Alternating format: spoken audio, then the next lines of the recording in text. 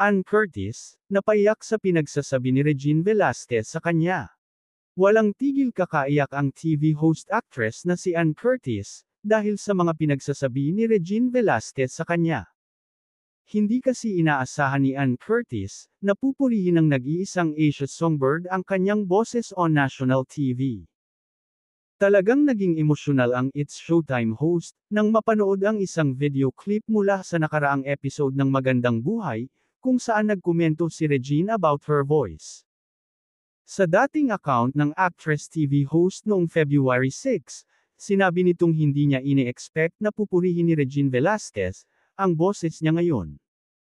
Sa isang video clip ni Ann Curtis, mula rin sa isang episode ng naturang kapamilya talk show, buong ningning na sinabi ni Regine Velasquez, na nasa tono na raw ang pagkanta ng aktres.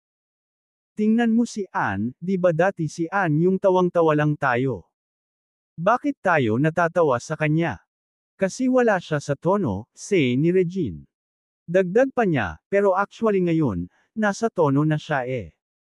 Actually, gumaling na nga siya. Kasi pinagpursigihan niya. And she actually loves it, she likes it. Ni-repost nga ito ni Ann sa kanyang account, at nilagyan ng caption na, "Wait lang Madam at Regine Alcacid. Naiiyak ako. Thank you so much. Nakahelp din talaga ang voice lessons ko with Miss Kichi Molina. Thank you for your kind words." Mensahe pa ni Ann kay Songbird. Kinaaliwan naman ng mga netizen ang post ni Ann. Narito ang ilan sa mga nabasa naming comment. Yes po Miss at Ann Curtis Smith, galing niyo po kumanta promise. Oh coming from the at Regine Alcacid na yan. Meron naman kasi talaga. Kailangan lang ilagay sa tamang direksyon. Keep on singing Anita. Love you.